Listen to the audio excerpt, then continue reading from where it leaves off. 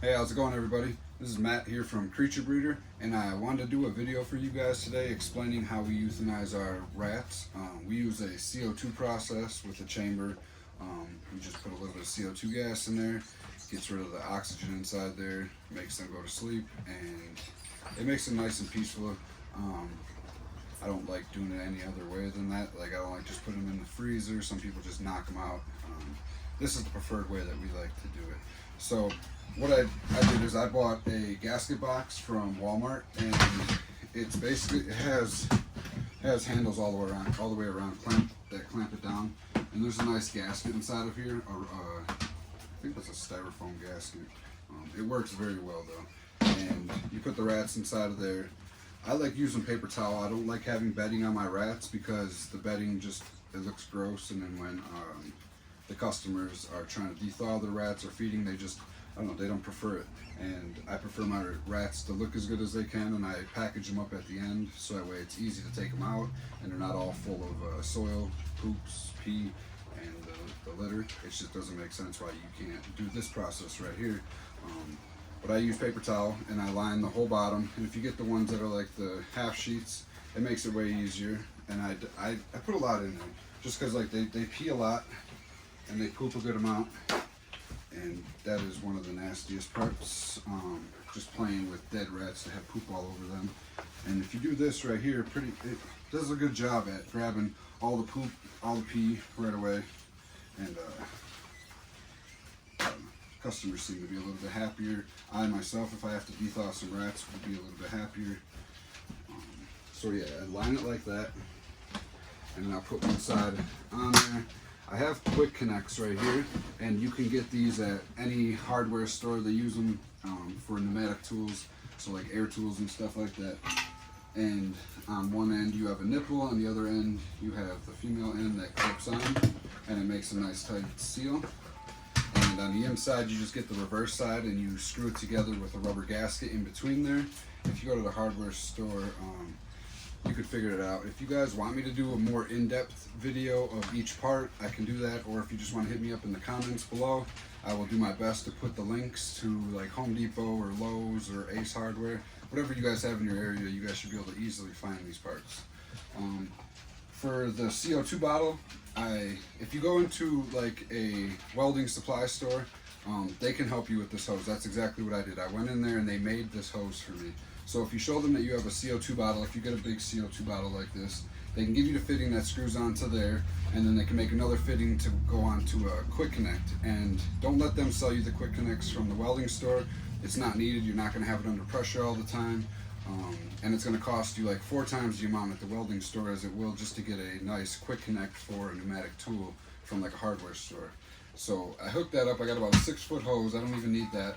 One thing that I could suggest doing to make this a little bit better is getting a regulator inside of here, or a really nice like handle type shut-off valve. I don't know exactly what them are called, but I'd really like to get that, because with this handle, if you're not really careful, and even when I am very careful, I can give a jet of air inside of here and it kind of freaks the rats out. And I don't want to do that to them. I want them to have as peaceful of an outgoing as possible.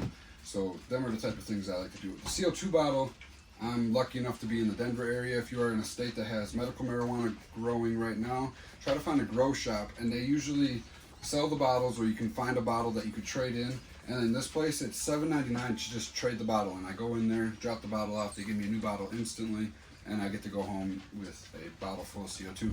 And this will last about 150 rounds, maybe even more than that. I've never done like the numbers on it or anything like that, but I've had this thing for a long time, and I got it and it was only 3/4 of the way full, and it's still going. So you don't want to play around. Like, you can feel the weight to them, and once they get a little bit empty, don't try to do a round, because if you halfway do a round and the rats don't get knocked out all the way and you run out of CO2, you're just going to have a bunch of rats that are suffering, and I really don't condone that at all. So make sure you stay on top of your CO2 bottle. But this is what I do. I clamp one side down. I have a bunch of rats ready to go for an order today. A bunch of smalls and mediums. And inside of the tub itself, like as you can see down here, I got paper towel already in the first place, and it's already collecting the poop and the pee that they poop and pee all the time. It's just a constant thing for them. So you do that right there to help mitigate the possibility of having poop on them. They're really nice to just grab them. I got nice rats. Nobody seems to bite. If they do, they're going to go to sleep anyways. So I put them all into here, and as you can see, they're already starting to poop.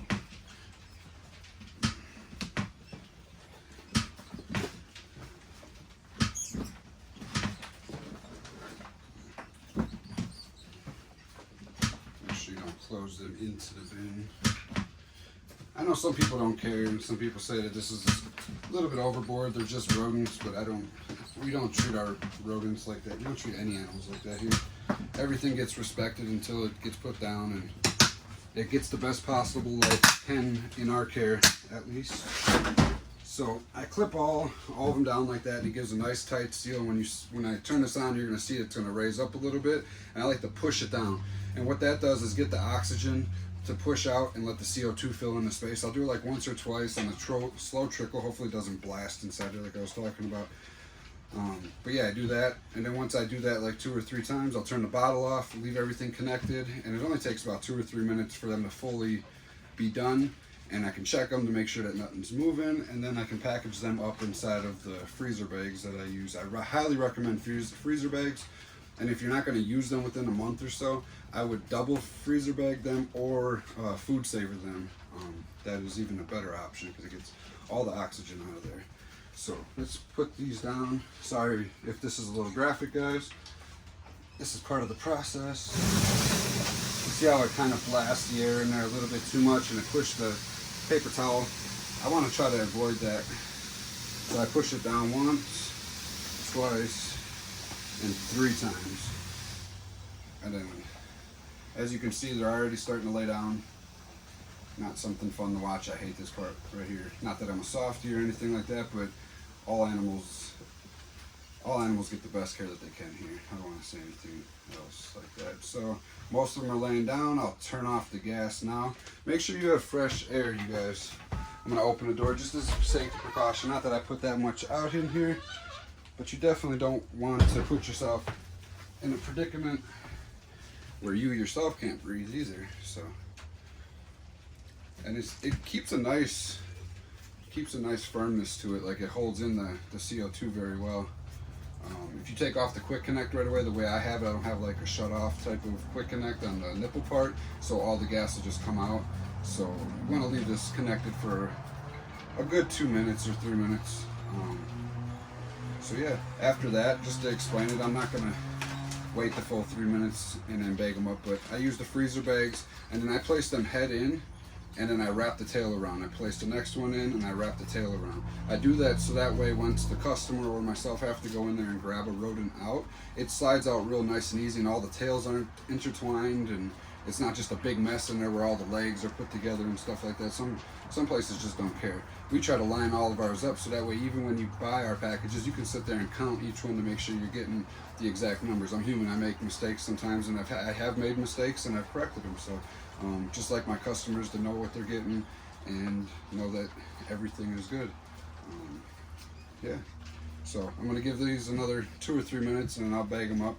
And let me know down in the comments if you guys have any questions or comments on my setup. If you guys enjoyed this video, I'd really appreciate if you guys could subscribe and maybe even hit the notification button. Stay updated on our videos. I'm going to try to post as many as I can about rats, snakes. Tell me what you guys want to see in the comments so that way I can make videos that you guys like to see. It would be enjoyable to make these for you guys. So hope this was informative. Hope you guys have a good day. Stay safe and peace.